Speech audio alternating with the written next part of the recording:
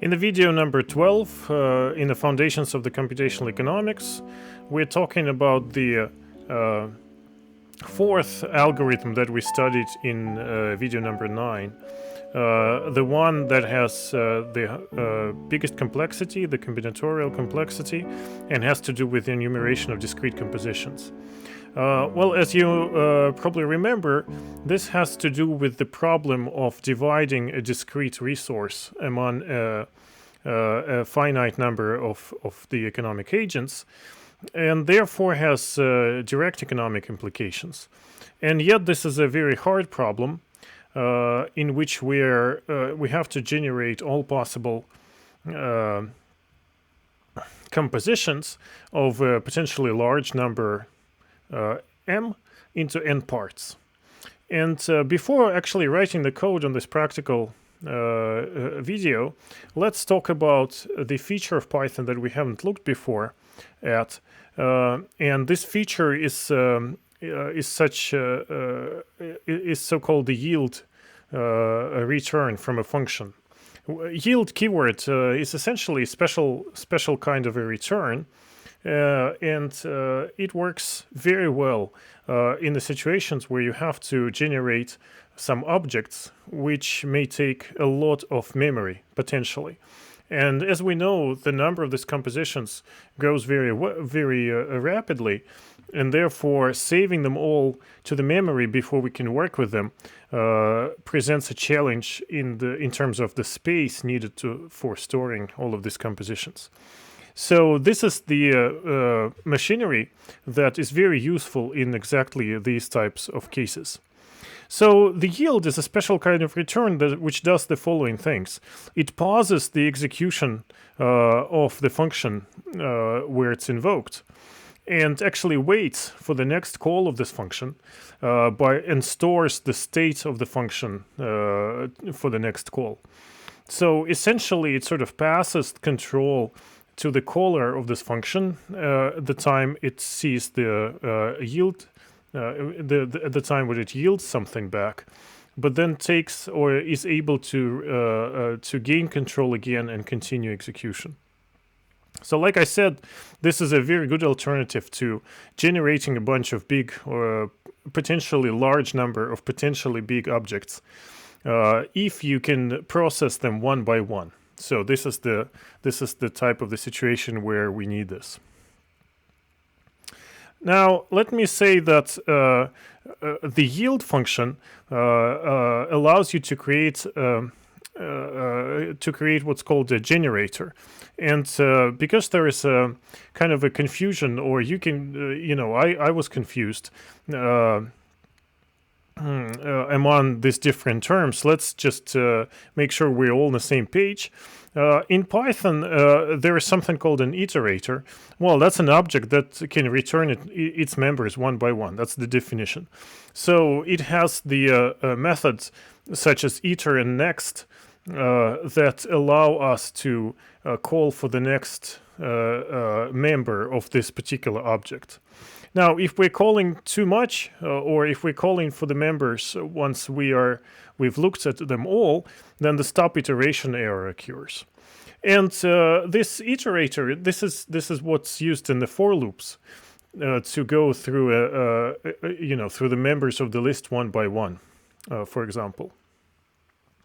An iterable is a more general concept, and it refers to everything that can be converted to the iterator with the iter function. An interesting thing is that in the for loops, you don't need to use the iter function. So in for loops, these iterables can be used directly. And iterables are things like lists, for example, and therefore we can put a list into the for loop directly. A generator is a particular kind of iterator. And this is a generator is essentially a function with the yield instead of a return, or it can also be created by a comprehension expression with the syntax very much like the syntax of the list comprehension, except that you put the tuple style brackets around it. And so that creates a one-line generator. Okay, a quick note on the range. A range is a special range kind of object, which is iterable, and therefore it can be used in loops directly, or it can be converted to an iterator. But it's more than a generator, so it can be used for other things besides looping. So, for example, create an array of all numbers between 0 and an upper bound. So it's a special thing that is neither of the previous three, but can be, it is an iterable, so it's one of the previous three. I hope it made it a little bit clearer for you, but let's look how it works in the code. So in this example, I have a very simple function, generator function, that yields several values in a row, 1, 5, 15, 25. The way we use it is we create a generator. So we're calling the function, right? This creates a generator object, and then we can apply the function next to it, and that yields the next, or it gives us back the next available output from this function. So the initial call will return a value when we call the initial value. The first value will be returned when we first time call next. Sorry. And then let's just continue doing this in the loop, and you can see that I'm using the generator in place of a range, or in place of a list from what we did before, and just printing what it returns. Now, once loop is finished, I want to acknowledge that fact by printing the statement that the loop finished gracefully, so it didn't make any errors, or maybe it will generate some errors and we will not get this printed. And after that, I just want to try to ask for another value from the generator. Let's see what happens. So we're running this. There is some interestingly looking error. I haven't seen this before. So let me just restart the kernel. This usually helps with these sorts of things. And let's try to run it again.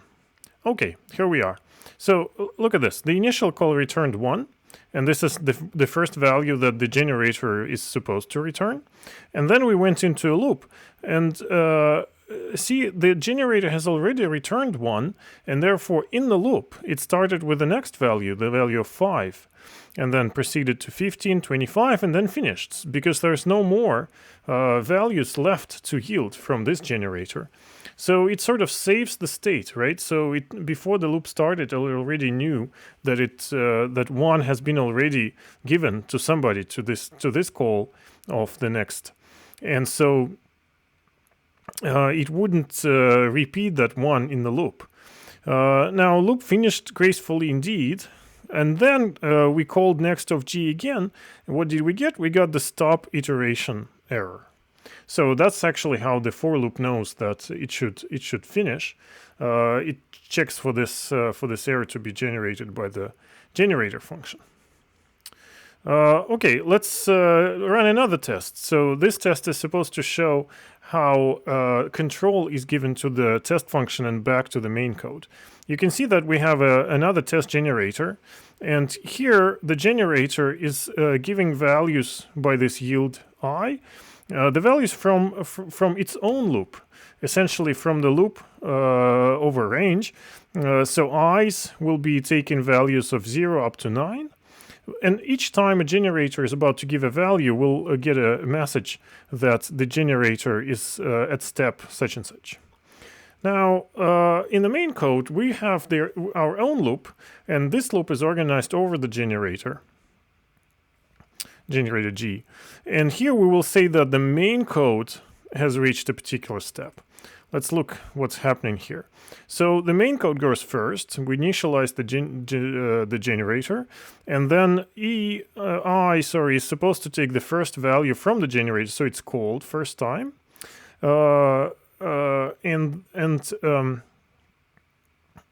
before it gives the value back, it needs to print its own statement. And this is what we see here. Generator is at step 0, then the value 0 is yielded back, and it's printed that the main code is at step 0. So as you can see, the generator did not perform any more steps. The first time it was asked for a value in this for loop, it basically stopped after giving out the value 0. And then only on the next iteration of the loop of the main program, it went to step 1 and then waited for the main program to get to the step 1 as well. And then it went to the step 2, and then the main program went to the step 2, and so forth. So this example shows us how the control is given back and forth between the main program and the generator. The generator stopping each time to wait for the main program to continue. Now, why is this important? Well, we want to generate compositions in such a way that we give them out one by one in order to prevent any code anywhere from storing a potentially large number of these objects anywhere in the memory. So because we will only need to work with compositions one by one, then we can generate and give them back to the main code one by yielding them back.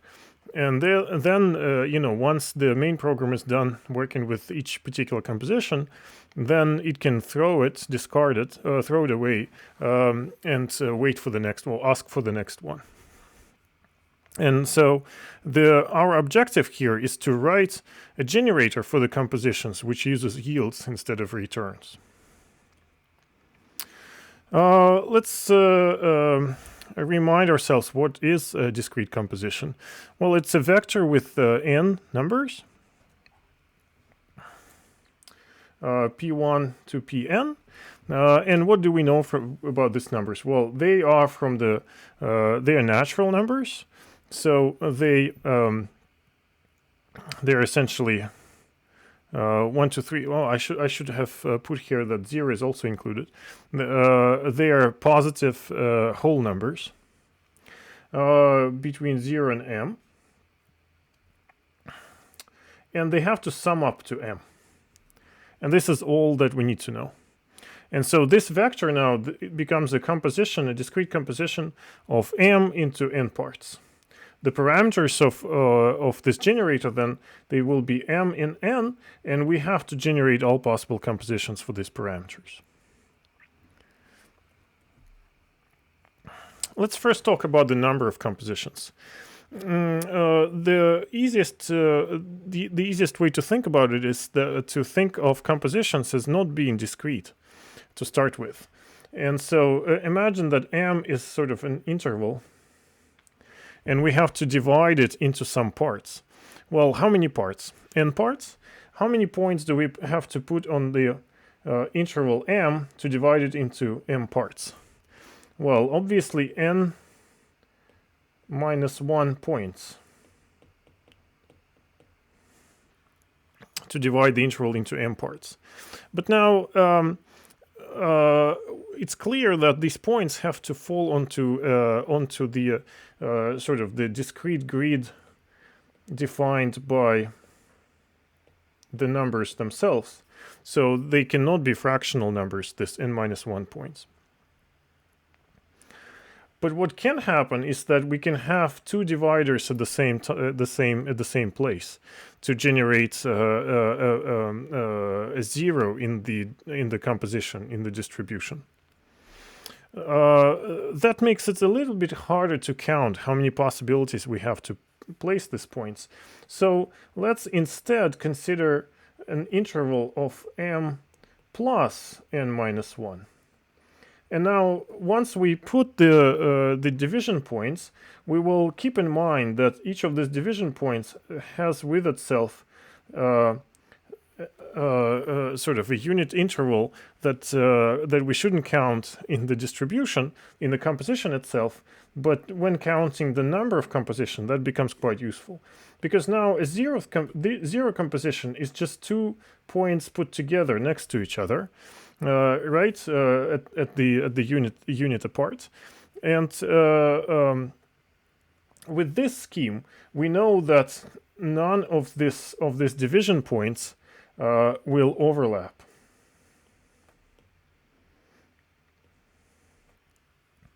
All right. So how many places do we have to put these dividers? Well, we have m plus n minus 1 places, right? Because this is the we can only put them at whole numbers in the interval of the corresponding length. How many points? Well, there's n minus 1 points, as we said before. So all possible ways to place n minus 1 points into m plus n minus 1 slots is given by the number of combinations, right? The n plus n minus 1 choose n minus 1. And that's nicely given by this combinatorial formula, which is quite standard. Okay, this can be easily implemented.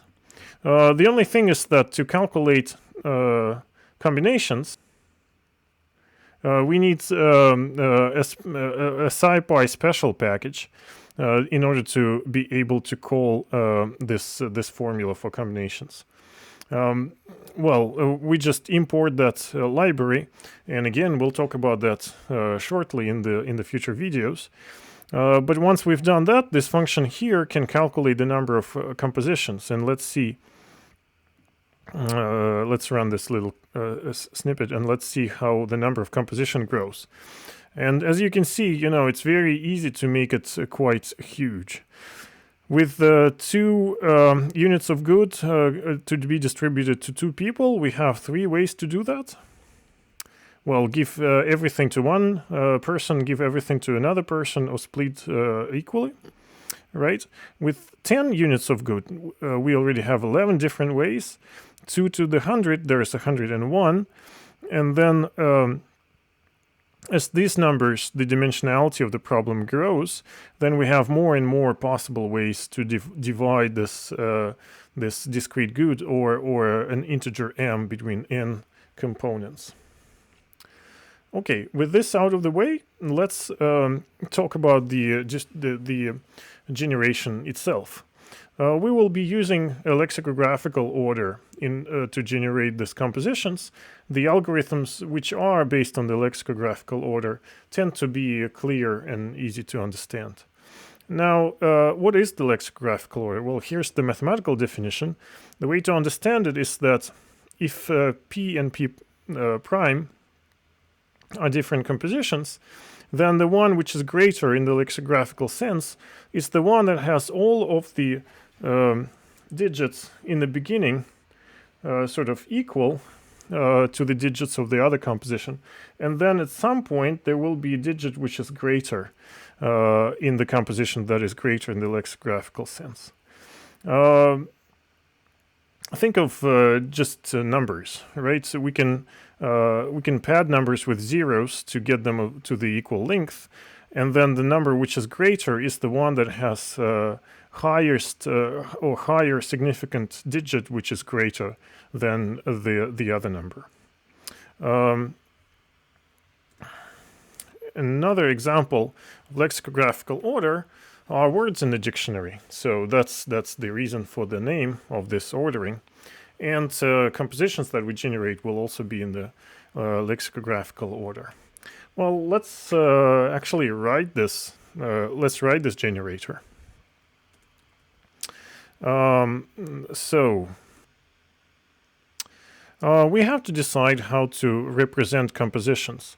And let's just, for simplicity, say that a composition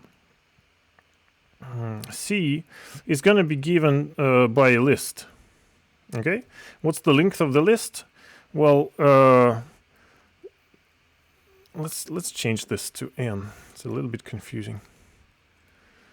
Composition of n with n parts, of capital M with small n parts.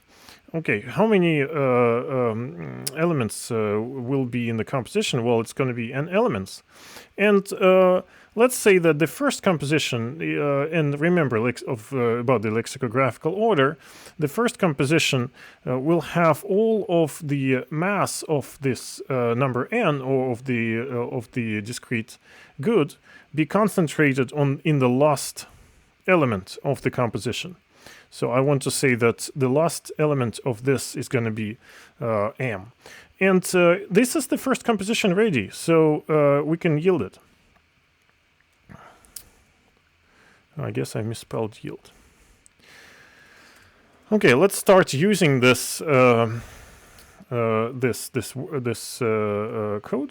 this function generator.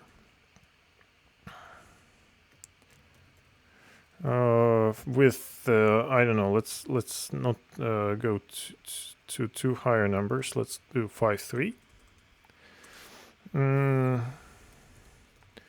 And let's just print the next one. And here's our first composition, right? 005.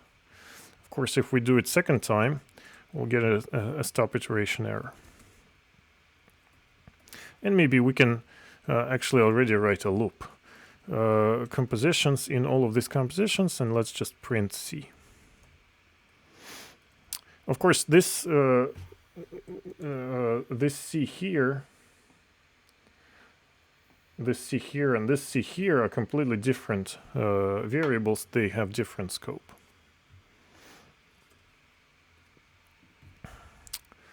Okay, what happens then? We've generated the first composition in the beginning. Now, what will be the last composition? The last composition should have all of the mass of this resource concentrated in the first element. So I guess the stopping rule for the last composition will be that the first element equals all of m, and then of course we will loop while it's not true. And here,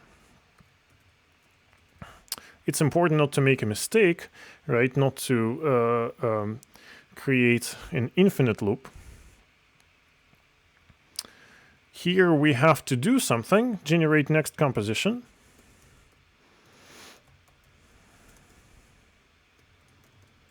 From the previous one. And then yield this new composition. And let's just say that just for testing, we generate the last one next. So we put all of the mass, the whole m, into the first element, and we'll clean up the last element.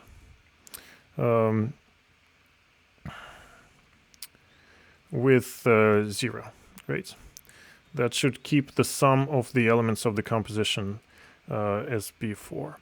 And let's run this one. Something's wrong. What's wrong? It's invalid syntax. Of course, I forgot the semicolon. The colon. Okay, so now we have two compositions, right? The first one, the initial one with 00005, and then the last one, which is 500. Okay, now how do we go from some arbitrary composition C to the next one, C plus 1? Well, it's a little bit like counting numbers. So imagine that we have a composition, let me write here.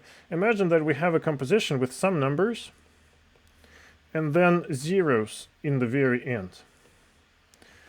Oh, I need this to stay.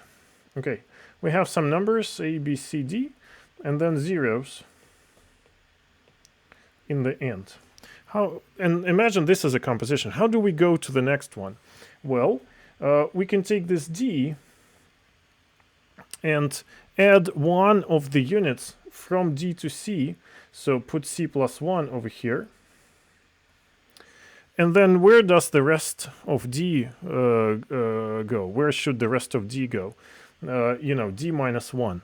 Well, to get the next composition in the lexicographical order, we should put all of it into the very last digit here. So we would do something like this.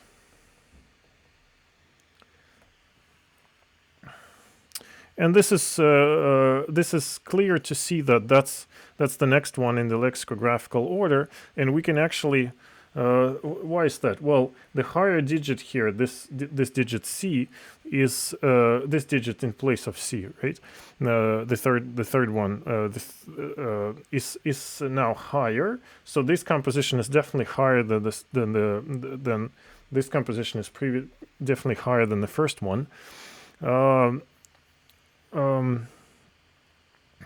But why do we put all of the numbers into here?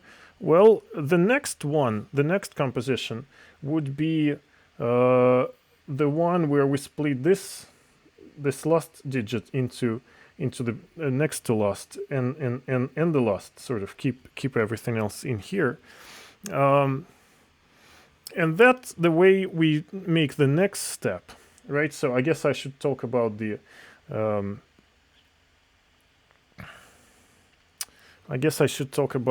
situation when we don't have the zeros here. So imagine we have A, B, C, D, and that's it. Maybe some of them are zeros in here. What's the next one? Well, again, we take the first non-zero element, and we take C plus 1 and D minus 1 with A and B unchanged.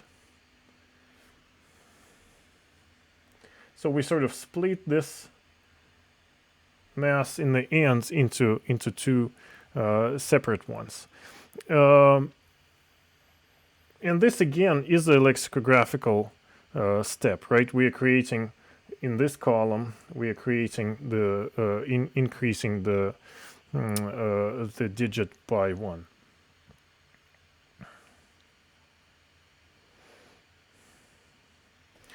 I guess by placing all remaining sort of mass of the number in the very end, we're ensuring that we're not skipping any of the compositions, and we're ensuring that we will, by doing this operation, we will enumerate all of them without any breaks.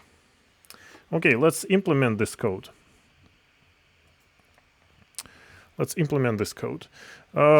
First, we have to find the element which is the last one with zeros all the way after it.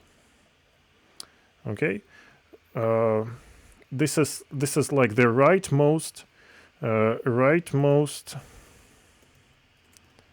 non-zero element.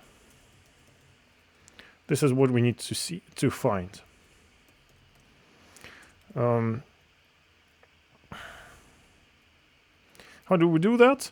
Well, let's initialize some j at the last, make it point to the last element of the composition, and then while c of j equals 0, we can say j should be decreased by 1. Okay, so this is basically looking at some number and saying j is going to be here first, but then while the jth element is 0, then we go here, here, and here, and so finally we'll get j to be the rightmost not the rightmost non-zero element. And let me put the comment right here. Okay, j is now the rightmost non-zero element, and that means that to make the step, we have to take the j minus 1 element and increase it by 1. And we want to take the last element, or just the last element, and make it equal to the element at j's place minus 1.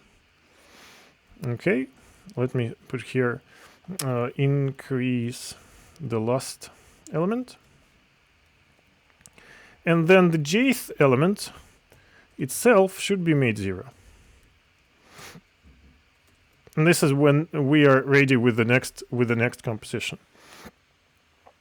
So a couple of caveats here is that, well, if j is the last element in itself, so if j equals the n minus 1, so maybe the last element is already non-zero, that means that this we're in the second situation that I was drawing a minute ago. We shouldn't reset it to 0 then. So it should be set to 0 if j is strictly less than n minus 1, else it should be as it is, right? So else it should be just like so. And then we can yield the composition. Is this it? Let's try. Okay, let's see what's going on. So we start with 0, 0, 5. Then this 5 is split into 1 and 4. And this is exactly the situation where there are no 0 elements at the end. And so the j is just 0, 1, 2 is 2 here.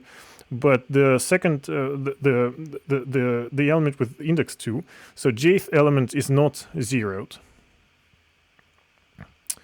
Now, the next step is again to split this 4 into 1 and 3, 2 and 4. And as you can see, we are making all the steps in the lexicographical order.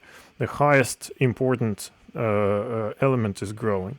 And then finally, there is a 0 here. So the jth element is this, and we split it into 1, but 4 is put to the very end. Okay, and then we have the rest, the next block of the lexicographical compositions with sort of 1 in the first place. And then the next one with a 2 in the first place, and so forth. And that's it, actually. Here we can see the last one. Okay, I think this is all for this algorithm. Let's see whether we can run this little test. 164 compositions with the dimensionality of 4 and 8. And here again, I'm using this enumerate keyword, which cycles through the array with adding an index of this cycle itself, so that we can say which composition number it is that we are printing. And again, we can see that 8 is going to 1 and 7, 2 and 6, and so forth, and then the 1 here, and so forth. Let's try to run it for a bigger, longer compositions. I don't know, 6 and 10. How many compositions are there for 6 and 10? We can see it over here. Let's say here.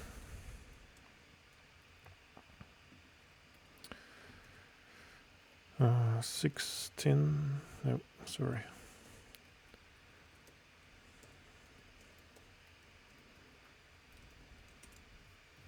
Three 3003. So here they are. And do we generate them all?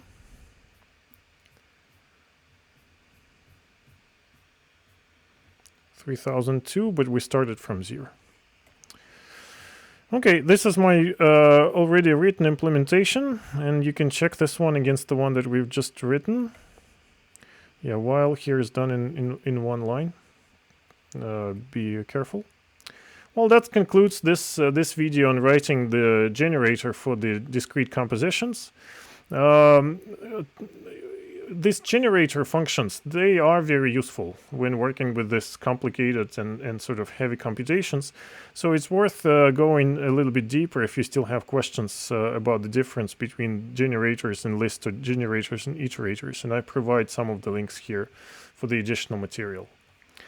See you next time.